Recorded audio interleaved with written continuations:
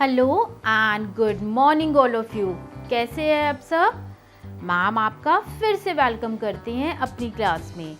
आज ma'am class third में एक नया कॉन्सेप्ट लेकर आई हैं और आपको पता है आज कौन सा कॉन्सेप्ट है? आज मैम आपको हिंदी व्याकरण में लेसन नंबर 7 कारक करवाएंगी। पार्ट नंबर 7 कारक।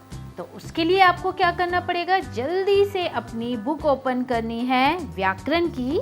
आओ व्याकरण सीखें और उसमें लेसन नंबर 7।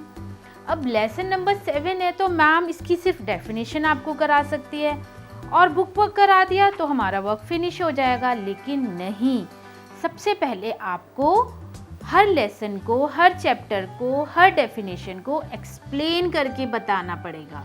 मैम आपको एक्सप्लेन करके बताएंगी ताकि आपकी जो परिभाषा है वो आपके माइंड में सेट हो जाए, क्योंकि अगर बहुत सारी परिभाषा आप एक साथ याद करोगे तो आपको याद नहीं होगी। लेकिन अगर मैम ने आपको अच्छे से एक्सप्लेन किया हुआ है और आपने मैम को केयरफुली सुना है तो आपको डेफिनेशन, परिभाषा को लर्न करने में प्रॉब्लम नहीं होगी। तो बस जल्दी से ओपन कीजिए आप पार्ट नंबर 7 कारक और पेज नंबर हमारा है 30 हिंदी व्याकरण में। ओके, एंड आई होप कि आप प्रीवियस वर्क भी साथ साथ कंप्लीट कर रहे हैं। तो यहाँ पर देखिए मैम ने ऑलरेडी यहाँ पर पेज नंबर 7 आपका स्क्रीन पर ओपन किया हुआ है। ओके, ये देखिए कारक। कारक मतलब केस। अब यहाँ पर आप देखिए कुछ पिक्चर्स आपको दिख रही है ना? आप अपनी बुक में भी वॉच कर सकते हैं और आप स्क्रीन पर भी देख सकते हैं। तो यहाँ पर देखिए श्री कृष्ण, आपको पता है ये भगवान श्री कृष्ण है और श्री कृष्ण ने अर्जुन, ये अर्जुन है, श्री कृष्ण ने अर्जुन को गीता का उपदेश दिया। अब आप सोचोगे गीता मतलब कोई लड़की है? नहीं, गीता हमारी एक रिलीजियस बुक है, हमारी धार्मिक किताब है। तो श्री कृष्ण ने अर्जुन को गीता का उपदेश दिया था। तो यहाँ पर श्री कृष्ण, अर्जुन और गीता, इन तीनों का क्या कनेक्शन है, क्या संबंध है? कि श्री कृष्ण ने अर्जुन को गीता का उपदेश दिया। ठीक है, श्री कृष्ण जी ने अपना कर्म किया, अपना काम किया। क्या काम किया? अर्जुन को गीता का उपदेश देने का काम किया।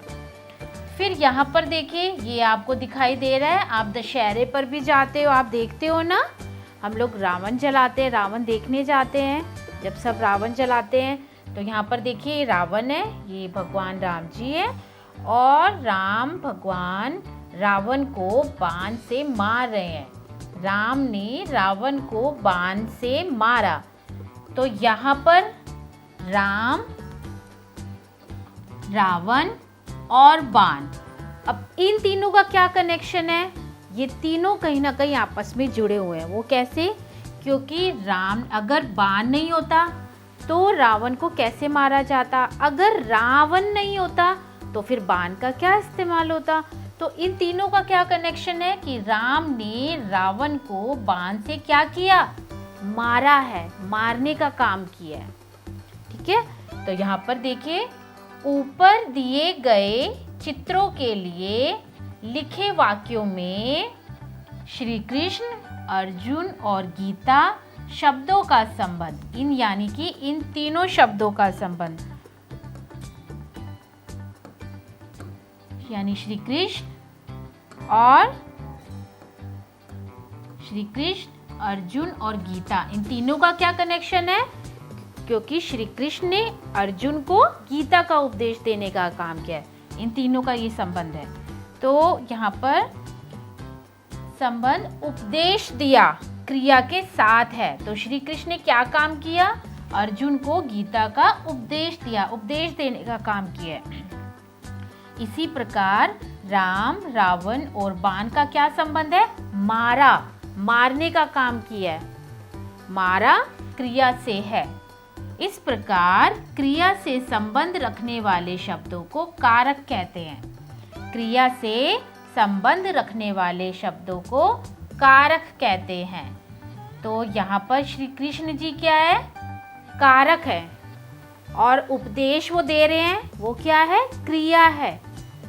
अब यहाँ पर राम क्या है, राम कारक हैं और रावण को बाण से मारा, मारने का काम क्या है, क्रिया है, ध्यान रखिएगा। उसके बाद फिर से मैम बता रही है, इस प्रकार क्रिया से संबंध रखने वाले शब्दों को कारक कहते हैं। क्रिया से किसने संबंध रखा है, क्रिया से श्री कृष्ण ने, अर्जुन ने संबंध रखा है ना, राम और रावण ने संबंध रखा है, तो ये कारक हो गए। परिभाषा, क्रिया से सीधा संबंध व्यक्त करने वाले शब्दों को कारक कहते हैं। उनके चिन्हों, कारकों को उनके चिन्हों से जाना जाता है, इन्हें कारक चिन्ह कहते हैं। जैसे अब अगले पेज पर आइए आप, पेज नंबर 31 पर। अब कारक के भी भेद होते हैं, हर परिभाषा के भेद होते हैं, ठीक है। हिंदी भाषा में कारक के 8 भेद हैं। कितने, 8। अब तक आपने सभी डेफिनेशन करी हैं, तो उसमें आपने सुना होगा किसी के 2 हैं, किसी के 3 हैं, किसी के 4 है, लेकिन कारक के 8 भेद हैं। कौन कौन से हैं? कारकों को दी गई तालिका से भली भांति समझा जा सकता है। यहाँ पर देखिए, ये इतनी बड़ी तालिका बनाई हुई है। अब यहाँ पर देखिए कारक का नाम है, कौन कौन से कारक है, कर्ता कारक, कर्म, करण, संप्रदान, अपादान, संबंध, अधिकरण और संबोधन। ओके, फिर से मैम बता रही है, कर्ता कारक, कर्म, ये इसके प्रकार हैं, इसके भेद हैं कारक के। कर्ता कारक, कर्म, करण कारक, संप्रदान, अपादान, संबंध, अधिकरण और संबोधन। अब आप ये सोचेंगे आपको कैसे पता चलेगा ये कौन सा कारक है, ये तो बहुत सारे हैं। तो यहाँ पर बेटा इनके लक्षण और पहचान भी दी हुई है। यानी अगर कार्य करने वाला है, कार्य करने वाला, तो वो है कर्ता कारक। जिस पर कार्य का प्रभाव हो वो है कर्म कारक। कार्य करने का साधन है करण। जिसके लिए कार्य किया जाए संप्रदान। जिससे अलग होने का भाव हो अपादान। जिससे संबंध जुड़ता है तो संबंध कारक। जो कार्य का आधार हो अधिकरण। और जिसे पुकारा या सावधान किया जाए वो संबोधन।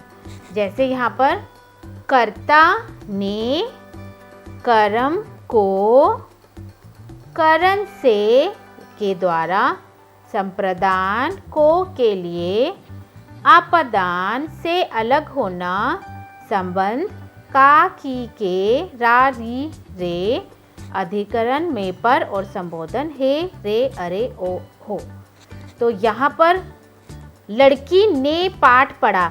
अब जब आप ये देखेंगे ना, इस सेंटेंस में, इस वाक्य में ने लिखा हुआ है, लड़की ने पाठ पढ़ा, तो हमारा कर्ता कारक का क्या चिन्ह है, ने है। जहाँ पर भी ने आ जाएगा तो आपको पता चल जाएगा ये कौन सा कारक है, कर्ता कारक है। अब यहाँ पर कृष्ण ने कंस को मारा, कृष्ण ने कंस को मारा, को आ गया, यानी कि कर्म कारक है।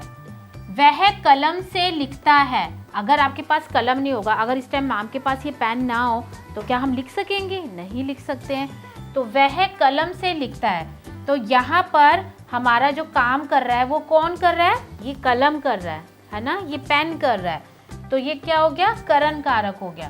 पिता ने पुत्र के लिए पुस्तक खरीदी, तो जिसके लिए कार्य किया गया है। अब पिता ने किसके लिए कार्य किया है, अपने बेटे के लिए किया है, अपने पुत्र के लिए किया है, क्या किया है, पुस्तक खरीदी है।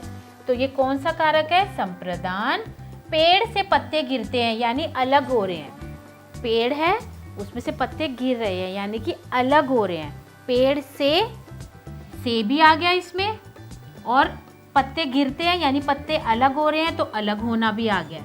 ये कौन सा कारक है, अपादान। राम दशरथ के पुत्र थे, राम दशरथ के पुत्र थे, तो राम और दशरथ का क्या कनेक्शन था, क्योंकि राम जी उनके बेटे थे और दशरथ उनके फादर थे, तो दोनों का कनेक्शन हो गया ना।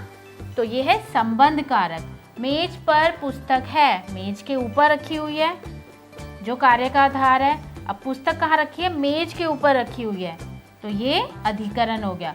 अब हे प्रभु, है ना, हे प्रभु, हम क्या कर रहे हैं, पुकार रहे हैं, संबोधन कर रहे हैं, हे प्रभु रक्षा करो।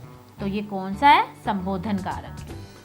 क्रिया से संबंध रखने वाले शब्दों को कारक कहते हैं। कारक 8 प्रकार के हैं, कर्ता, कर्म, करण, संप्रदान, अपादान, संबंध, अधिकरण, संबोधन। बस ये आपका चैप्टर यहाँ पर फिनिश हो गया है। कंप्लीट नहीं हुआ है, सिर्फ एक्सप्लेनेशन हमारी ख़त्म हुई है। बाकी का चैप्टर मैम आपको एक्सप्लेन करेंगी अपनी नेक्स्ट क्लास में। आई होप कि मैम ने जो आपको समझाया है आपको समझ आया होगा।